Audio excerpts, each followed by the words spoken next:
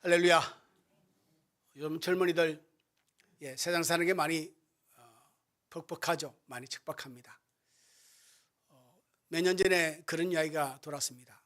20대 청년들의 꿈이 월급 250만 원을 받는 직업을 갖는 것이라 그럽니다. 참 서글픈 현실이기도 한데, 그런데도 그런 아이들, 젊은이들 마음속에 어떤 마음이 또 있냐는 데이터를 보니까 정체성에 대한 고민들이 참 많답니다. 나는 누구인가? 자기 정체성에 대해서 내가 좀 이 가는 길이 맞는 길인가? 나는 지금 어느 길에 서 있는가? 사실 세상에서는 우리가 직장에서의 성취, 어떤 직장을 다니고 혹은 어떤 배움이 있었고 혹은 가정에서의 위치나 그런 세상에서의 어떤 성공, 실패 이런 것들을 우리 스스로를 판단하는 경우가 많습니다. 거의 대부분이죠. 우리 자신을 이야기할 때는 내가 직장에서 어떤 직함을 가졌는가, 사회적 지위가 어떤지, 아니면은 누군가의 타인이 나를 평가하는 말들에 의해서 우리는 우리 스스로를 돌아보기도 합니다. 아, 내가 잘 살아왔구나, 괜찮구나, 혹은 직장의 직함이 그렇습니까? 라는 말로 우리가 반응을 얻기도 합니다. 그런데 여러분, 문제는 이런 내용들은 바뀌면은 우리의 삶이 또 흔들리는 거죠. 직장은 이럴 수도 있고, 직함은 언제든지 끝나는 때가 오고, 또 세상에서 말하는 평가의 이야기도 달라질 수도 있는 것이고, 그러니 이런 것들은 언제나 우리의 귀에 들리고 보이는 것에 따라서 사람들이 나를 흔들며 내 삶이 엉망이 되는 경우가 허다하게 있습니다. 일이 잘 풀 때는 괜찮죠. 모든 게 잘 돌아가면 당당하고 자신감도 있지만, 일이 안 풀리면 열등감도 생기고 자격지심도 생기고, 그리고 주눅이 들은 인생을 살기도 합니다. 오늘 본문에서 사도 요한은 이 부분을 우리하고 이야기하고 있습니다. 우리의 정체성에 대한 이야기. 저는 제목을 하나님의 자녀라는 제목을 잡았는데, 요한일서 1장 4절에 보면 사도 요한이 이 요한 1, 2, 3서를 기록한 목적이 있는데 이렇게 기록되어 있습니다. 우리가 이것을 쓰면 우리의 기쁨이 충만하게 하려 함이라 했습니다. 여기서 기쁨이란 것은 다른 이야기가 아니라 우리가 소위 말하는 세상적 만족이나 아니면 감정의 격동에 의해서 즐거워함이 기쁨이 아닙니다. 여기서 말하는 우리의 기쁨이 충만하게 하려면 기쁨이란 것은 하나님과의 관계입니다. 하나님과의 교제를 통해서 우리가 가지게 되는 나의 정체성의 정리. 아, 나는 하나님의 자녀였구나 라는 것들을 깨닫게 되고, 그 안에서 가지게 된 하나님과의 교제 속에서 생겨나는 즐거움, 기쁨 말입니다. 그래서 오늘 보면 29절은 말합니다. 이렇게 이야기하죠. 의를 행하는 자마다 그에게서 난주를 알리라 라고 말합니다. 그리고 이어서 곧바로 3장 1절에 이렇게 말합니다. 기뻐 외치듯이 말하죠. 보라, 아버지께서 어떠한 사랑을 우리에게 베푸사 하나님의 자녀라 일컬음을 받게 하셨는가. 오늘 저는 이 두 절 말씀으로 하나님의 자녀라는 주제를 잡았는데 2대지로 말씀을 나누고 싶습니다. 첫 번째는 본문 29절을 가지고, 두 번째는 3장 1절 말씀 가지고 하나님의 자녀라는 주제에 맞게 하나님께서 오늘 우리에게 알려주고 싶은 내용, 우리의 정체성에 대한 이야기를 여러분과 함께 나누고 싶습니다. 첫 번째, 저를 한번 따라 여러분 해주시기 바랍니다. 의를 행하는 자가 하나님의 자녀이다. 본문 29절에 2장 29절이죠. 기록되기를 너희가 그가 의로우신지를 알면 의를 행하는 자마다 그에게서 난주를 알리라 있습니다. 여러분, 요한일서를 전체를 관통하는 중요한 단어 하나가 의라는 단어입니다. 의로움이라는 단어죠. 그래서 요한일서 1장 5절을 보면 6절, 7절을 이어서 제가 읽을 텐데 한번 자세히 한번 확인해 보시기 바랍니다. 1장 5절에 요한은 이렇게 언급합니다. 하나님은 빛이시라 그에게는 어둠이 조금도 없으시다 라고 말합니다. 6절에서 말합니다. 우리가 하나님과 사귐이 있다 하고 어둠에 행하면 거짓말을 하고 진리를 행하지 아니함 이거니와 라고 말합니다. 7절에 이어서 사도 요한은 말합니다. 우리가 빛 가운데 행하면 우리가 서로 사귐이 있고, 여기서 말하는 빛 가운데 행함이라는 것은 도덕적 정직함이나 혹은 윤리적 선함을 이야기하는 게 아닙니다. 하나님과의 관계에 대한 이야기입니다. 빛 가운데 행한다는 것은 하나님의 관계 속에서 우리가 살아가면서 하나님을 닮아가는 방향성을 두고 살아가는 것, 이게 의를 행하는 것이고 이게 빛 가운데 행하는 말의 의미입니다. 다시 정리합니다. 빛 가운데 행한다는 것은, 의를 행한다는 것은 하나님과의 관계를 이야기합니다.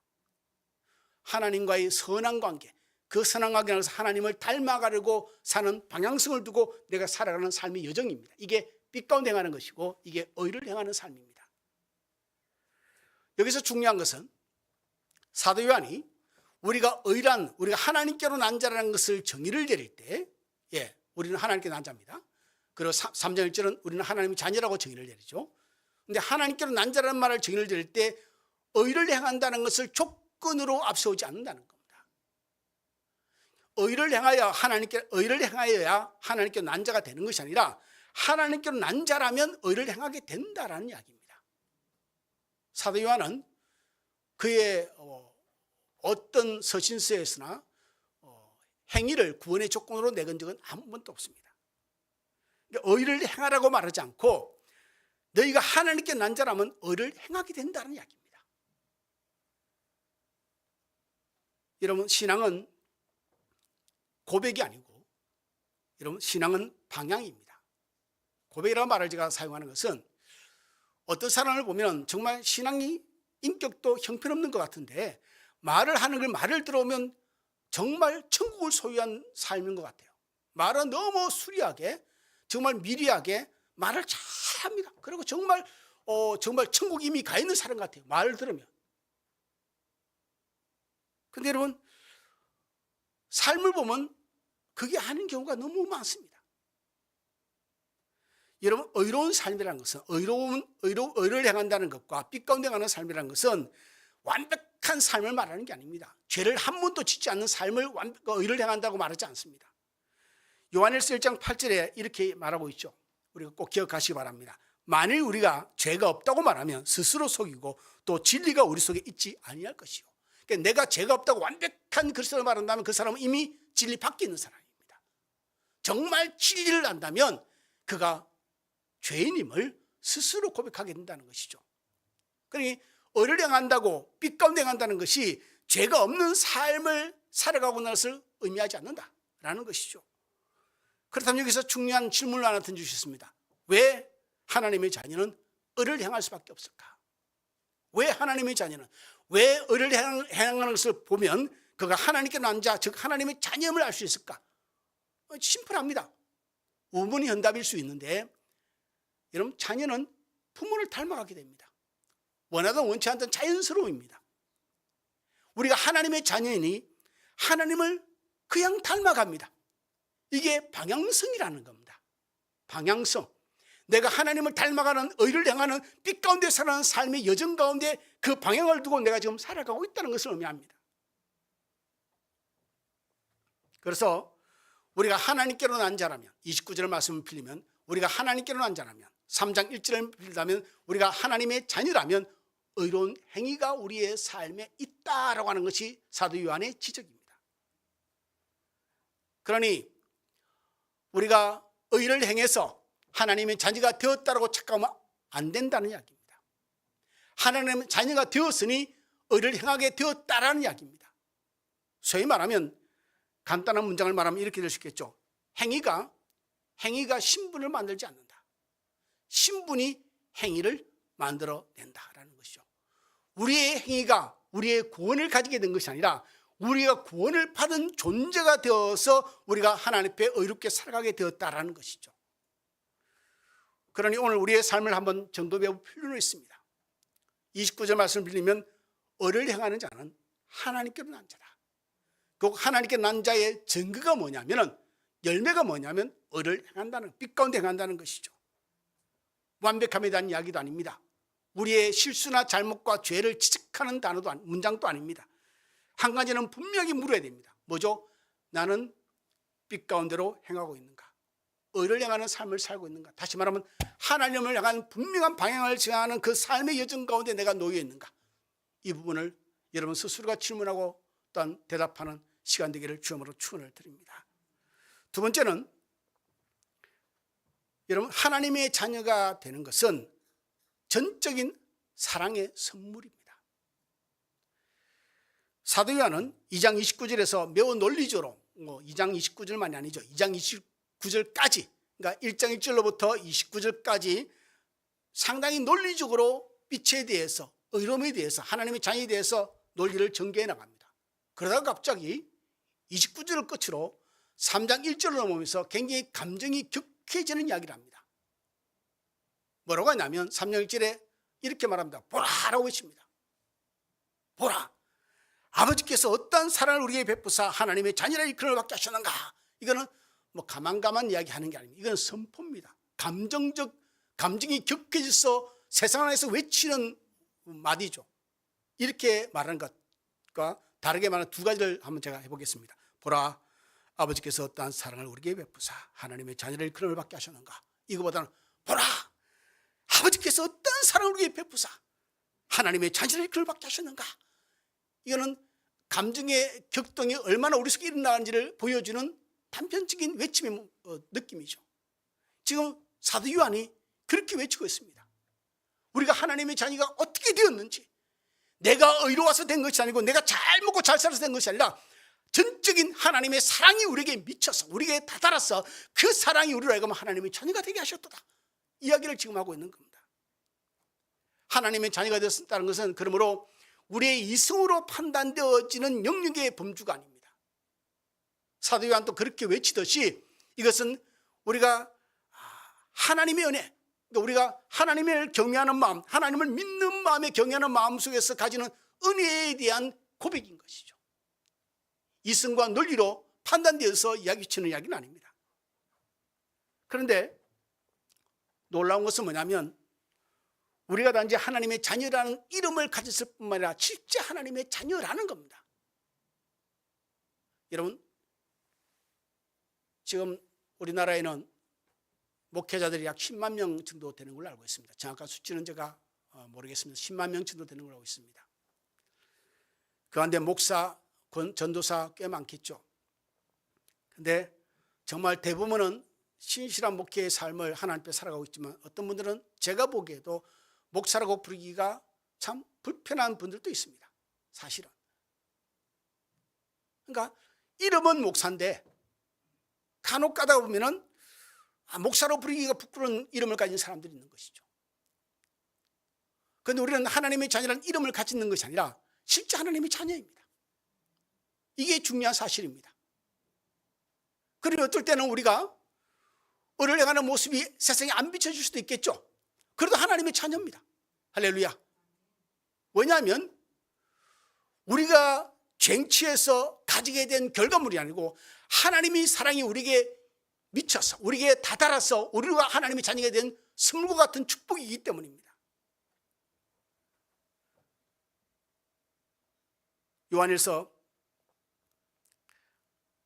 요한복음 1장 12절에 예수께서 말씀하기를 영접하는 자 곧 그 이름을 믿는 자들에게는 하나님의 자녀가 되는 권세를 주셨으니, 이것은 우리의 결단이 만들어낸 결과는 아닙니다. 우리가 신앙의 연수가 오래되다 보니까 우리가 갖게 된 선물 같은 것도 아닙니다. 전적으로 하나님의 사랑이 우리에게 미쳐서 된 것입니다. 하나님이 세상을 이처럼 사랑하사 독생자를 주셨으니 이는 그를 믿는 자마다 멸망치 않고 영생을 얻게 하려 하십니다. 이것은 전적인 0.001%의 나의 의지나 노력이 아닌 100% 하나님의 사랑에 의해서 내게 받게 된 축복 같은 선물인 것이죠. 그러니 한마디로 이렇게 정리할 수 있습니다. 우리는 하나님을 붙든 사람이 아니라 우리는 하나님께 붙들린 사람인 것이죠. 다시 말씀드립니다. 그러니 우리가 하나님 앞에 좀 못 살 수도 있겠죠. 어떨 때는 죄를 범할 수도 있겠고 하나님의 여정을 따라 주님께 나가다가 넘어질 수도 있겠고 실수할 수도 있겠죠. It's okay. 왜냐하면 내가 잘해서 내가 하나님의 자녀가 된 것이 아니라 하나님이 나를 사랑하셨기 때문에 전적으로 내가 이 은혜를 가졌기 때문에 혹 내가 실수하더라도 그것이 내가 하나님의 자녀가 아니라는 근거는 될 수 없다.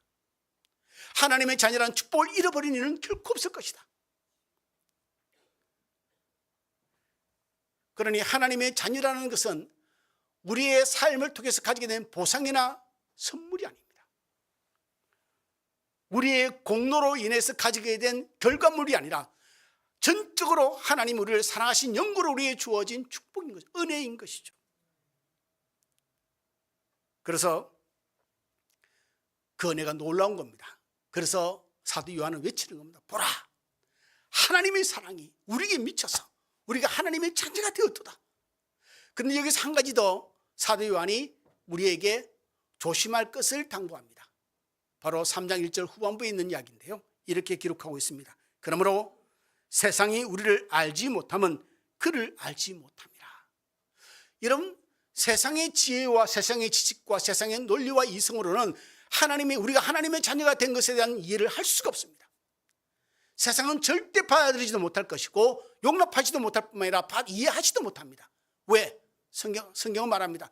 그들은 하나님을 알지 못하니까. 그러니 세상이 우리를 알아봐 주지 않는다고 우리가 서운할 필요는 없다는 것이죠. 세상은 성공과 능력으로 우리를 평가하고 우리를 잣대를 주고 우리를 정의를 내리지만 하나님은 관계에 의해서 나를 정의 내리십니다. 그 관계가 무엇이죠? 너는 내 자식이구나. 그래서 언제나 하나님은 우리를 들어 이렇게 말씀하십니다. 너는 내 사랑하는 아들이요, 너는 내 사랑하는 딸이라. 이 하나님이 우리를 향해서 내리시는 정의입니다. 우리에 대한 평가입니다. 우리가 좀 못나서 실수하기도 하고 죄를 범할 수도 있겠죠. 그래도 하나님 우리에게 이렇게 여전히 말씀하십니다. 너는 내 사랑하는 아들이요, 너는 내 사랑하는 딸이라. 이거는 절대 바뀔 수 없는 불변의 하나님의 축복이고 은혜인 것이죠. 그러니 세상이 혹 이런 나를, 이런 내 정체성에 대해서, 이런 은혜에 대해서 몰라줄 수도 있고 이해하지 못할 수도 있겠죠. 혹 어떤 경우에는 내가 하나님의 자녀라는 이유 하나 때문에 직장에서나 세상에서 불이익을 당할 수도 있고 혹 손해를 볼 수도 있습니다. 뭐냐면 꼭 손해를 세상이 나에게 안겨주는 건 아니지만 내 속에서 일어나는 것이죠. 어떤 마음이요? 저 인간을 내가 쥐어박아버리고 싶고 보복하고 싶은데 내 마음에 하나님의 마음이 나를 허용치 않습니다. 그러니 내가 그것을 다스리는 것이죠. 하나님 너무 억울한데요. 내가 너를 안다는 거죠. 어떤 경우 그런 경우 허다하게 많습니다. 정말 내 자존심이 뭉개져도 어떨 때는 받아버리고 쥐박아버리고 발람 차버리고, 근데 하나님이 내 마음에 그걸 허락하지 않을 때가 있습니다.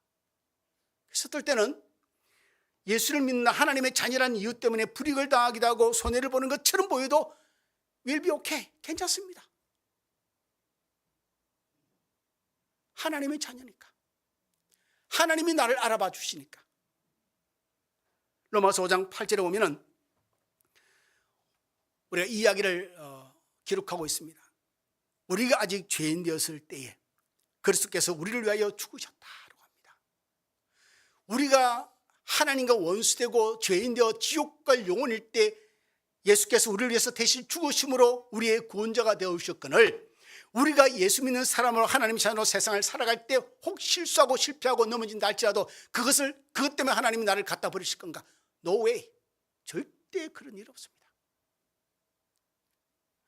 전적으로 나를 사랑하셔서 우리가 하나님의 자녀가 되었기에 이 사랑은 영원할 겁니다. 할렐루야. 영원할 겁니다.